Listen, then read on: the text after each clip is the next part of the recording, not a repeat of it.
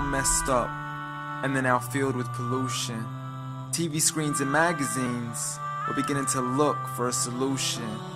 Plastic surgery, diets and pills, but still not seeing any form of improvement. We've stacked up all these dollar bills, but still not sure what to do with them. We began to chase women and fornication to the point our girls don't even know whose baby she's carrying.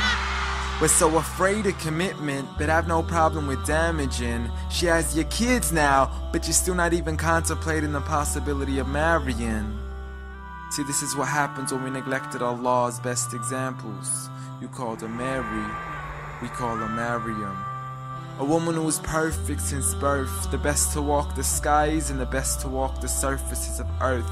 The most exalted of all women, that's why she was dedicated an entire chapter in the Holy Quran, the final revelation in which there'll be none after.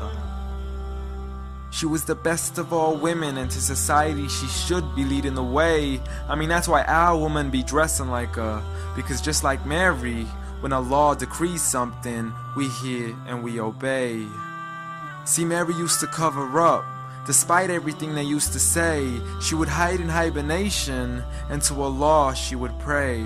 And when she was visited by angels in the form of men, she said if you fear Allah, you would go away, because in the presence of men, she would not stay. But anyways, today we're taught to be against segregation before in support of all forms of liberation. To free yourself from the clothes that only lead to your degradation.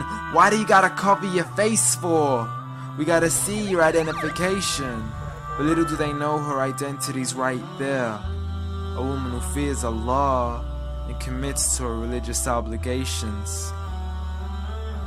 See, I respect all women too, because that's what my religion teaches. To lower your gaze when you're walking, there's no need to check out every second woman's features. There's no need to even shake another woman's hand, because in reality, there's only one reason why a guy would be pleased to meet you.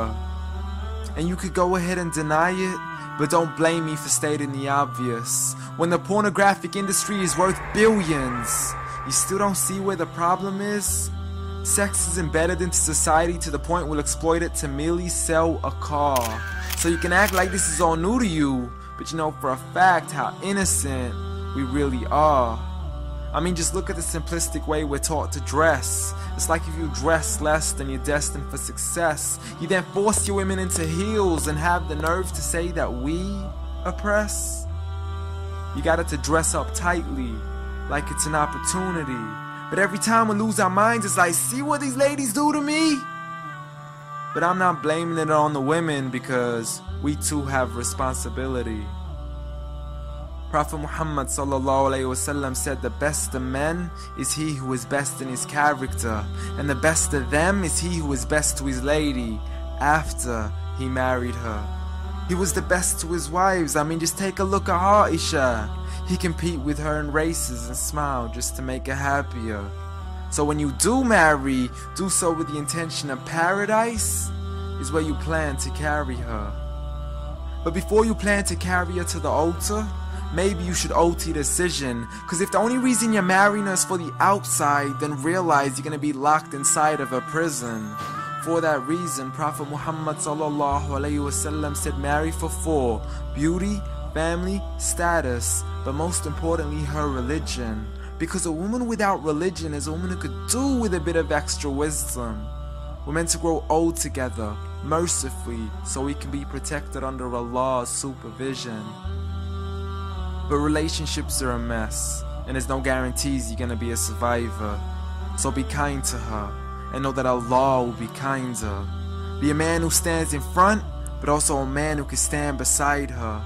And if you're still looking for that good girl, don't go chasing after behind her. Rather search to find Allah first, for once you find Him, you're guaranteed to find her.